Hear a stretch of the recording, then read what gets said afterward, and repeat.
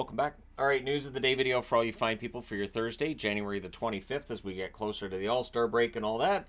But for the LA Kings, the All-Star break's not on their mind. It's all the losses that are piling up. And management looking at their analytics. The analytics say they should be okay, but the results on the ice are not backing that up. So after last night's game, Drew Doughty called out some of his teammates, basically that they're phoning it in, and this is not uh, this is not what they should be, and talking a lot about the players, and also making it clear he doesn't blame the coaches. For those above Todd McClellan, apparently they're going to leave things as is for now. They're keeping an eye on it. I don't know how safe McClellan's job is at this point, but it's the easiest move to make, right? Even if you agree with Drew Doughty that the problem is not the coach, if you agree with that, in the end, very often it's the coach that ends up paying the price. We've already seen that in various locations around the NHL this year where coaches have been replaced and things don't necessarily get a lot better after that replacement takes place. So we'll see. We'll see what's going to happen with the LA Kings. But at this point, they've started their fall down the standings. That loss last night against Buffalo. McClellan saying after just stupid mistakes cost him.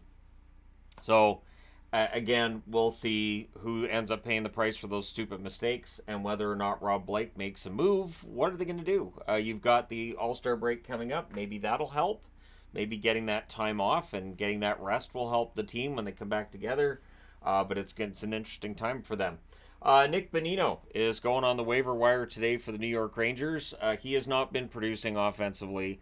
I don't know if he clears waivers. He's a big enough name, and I think he's been around long enough that he might be of interest to a team somewhere. I think, San Jose. San Jose could always use another depth forward, and he's played there before. But we'll see whether or not Bonino clears. Looks like the Rangers waiving him and, making some room on their roster. Miro Heiskanen's returning tonight for Dallas against Anaheim, so he's missed the last 10 games. They're going to be very glad to have him back in the lineup. His absence has been noticeable. Although, I will say this, I think it's part of the reason why Harley's been so productive lately. So we'll see if Heiskanen coming back into the lineup affects Harley's production. It probably does.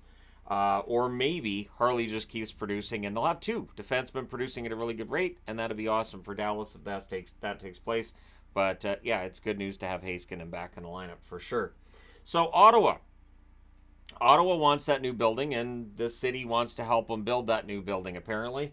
LeBreton Flats. So there's been discussion about whether or not it's going to be in the LeBreton Flats area, if it's going to be right in the downtown, and there's been debate about all this. And I think for Michael Andlauer, I think he's played it right so far. And they're saying that there's flexibility on the amount of land that's available. So if the Senators say we'd like some extra land, there's the possibility to make that work. Which means that I'm not going to say there's necessarily a bidding war, but at the very least, it sounds like they're being accommodating and trying to help the Ottawa Senators, find that exact right spot for an arena, and it'll be great once that gets announced, which I assume is going to happen probably by the summer, I would think. It definitely sounds like a new arena's in the offing.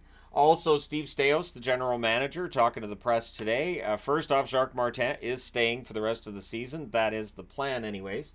And he's evaluating the core. He's evaluating the core and what they have, and he's not done with the evaluation of said core. He also said he's disappointed that Jacob Chychrun's name has gotten out on the trade rumors section of the internet. And it's just that's how trade rumors work. Once they're out there, they go viral. Chychrun, of course, a player who hasn't been a Senator for that long. But he didn't exactly say he's not trading Chychrun either. He just said, I understand why teams would call about him. And then, talked about the salary cap. So it wasn't a ringing endorsement that they're going to keep him. It didn't say he's going to trade him either, but it definitely seems like Ottawa's at the very least listening to these phone calls coming in on players, including Chychrun. And we'll see if Staios decides to be safe and just make minor changes, or if he, says, you know what, I'm going to do something just fantastical, and he makes big moves with this roster. We shall see soon enough. But I do agree with him. It's disappointing when a player's name comes out publicly. I think it makes it tougher to trade the player and get back exactly the return that you want, because it means that when you talk to other GMs, they're like, yeah, now you kind of have to move him, don't you? And so we'll see how things turn out for Ottawa. But it sounds like the arena, we're going to hear something on the arena soon. And at the very least, they're still having those negotiations, and we could see trades pick up too. Remember, it was the Bo Horvat trade last year. It feels like they really picked things up. That happened around this time last year. So we may very well see a trade happen before the All-Star break.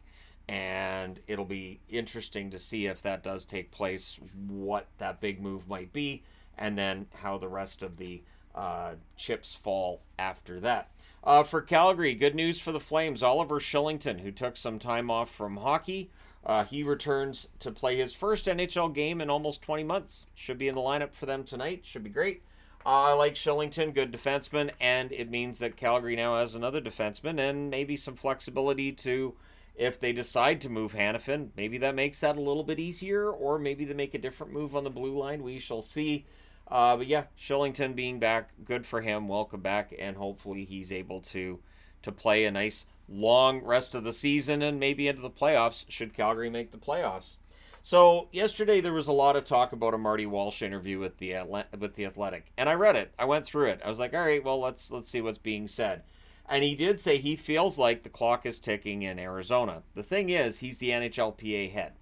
So as the NHLPA head, the way I read it was simple. He's more frustrated that he's not hearing the updates that the NHL is getting.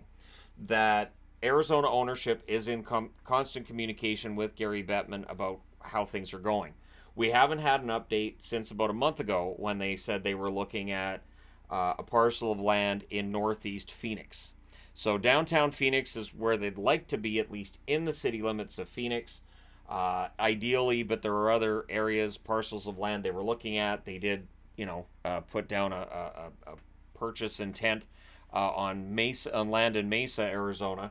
So I don't feel like we're necessarily in Arizona's moving territory yet. I'm not saying it's not going to happen, but I do think that the clock is ticking got quoted a lot yesterday, and I think it made it sound like, yeah, it's almost done. And then apparently Elliot Friedman said that the Utah announcement may very well have been the NHL's way of saying, hey, the thing is, if Utah gets an expansion team, that's $1 billion to the National Hockey League's coffers.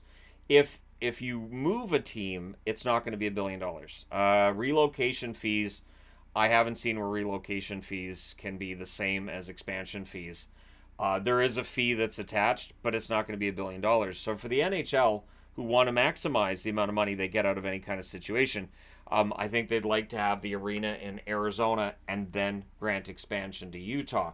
And I've said over and over that this is that reason why I think that we're not into the expansion phase. And I get it. There's a lot of people like, hey, you can't expand. Expansion's a terrible idea. You can't convince the NHL not to. It's just, you can't. So we'll see what happens with the Arizona Coyotes. I would honestly not be surprised if during All-Star Weekend there's an announcement. It kind of feels like that's where it might be trending, that there's an announcement, that there's an arena in place. Obviously, for Gary Bettman, he'd like to have the arena decision made, whether it's a yes or a no, because you have next year's schedule to worry about, and they get that schedule started relatively early. So yeah, for the Coyotes, there may be a ticking clock there, but remember, the NHLPA, their frustration is more that they don't have the access to the information that the NHL and the Coyotes organization are sharing with one another. And I think the NHLP would like to have that information. But I haven't seen anything from Bettman publicly to say that there's any necessary danger to the Coyotes at this point. And usually they do telegraph something like that. But I don't necessarily read a whole lot into the Coyotes as attached to Utah. And I even said yesterday, you could move Arizona. I've said that before, and a few times actually, with the idea that Arizona being moved to Utah could work. But at the time that the Coyotes were moved to the Central Division, first off, that was Vegas saying we're not going to the Central, and the NHL going, okay. And secondly, it was partly behind the scenes thought maybe you're looking at the Coyotes in the Central because you could move them to Houston, or you could move them somewhere else if a location came up, rather than if they're in the Pacific, right? So we'll see. But I'm not clamoring for a move at this point. I'm not saying 100% they stay. I'm just waiting for the information.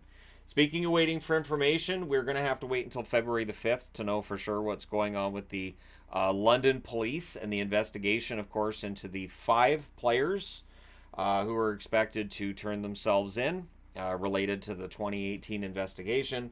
I'm going to say this too. What's interesting is February the 5th is the day the NHL comes back from the All-Star break. The timing of this makes me wonder. So you had Hockey Canada did their investigation, which is closed. The NHL did their investigation into it, which is closed. And now you've got the London police with their investigation, and it's good. So, and when I say closed, I mean it's finished. Not that they just said forget it and close the investigation. I don't want to misspeak and have people saying he said it was closed. That they finished their investigations. So I would be very surprised if Hockey Canada and the NHL didn't take the information they got in their investigations and share that with the police. I'm pretty sure they kind of have to if it's a criminal investigation. So all of that information being with the London police, they may have a ton. So we just don't know. I know there are some who just say, it's all innocent, it's all BS. I'm not there. I'm also not in the, well, clearly they're 100% guilty, throw them all out and throw away the key, because this is what the legal system is for the legal system to go ahead with your charges, and we go through the trial process, and I would guess it's in front of a full jury, that this won't just necessarily be before a judge. But we'll see. We'll find out on February the 5th. But the fact that this is going to come out on the day the NHL returns from the All-Star break, it feels convenient. I'm not saying that it is, but it feels convenient. Like the NHL talking to London police and going, look, if you guys could announce this after the All-Star break, we want to have a really good All-Star weekend.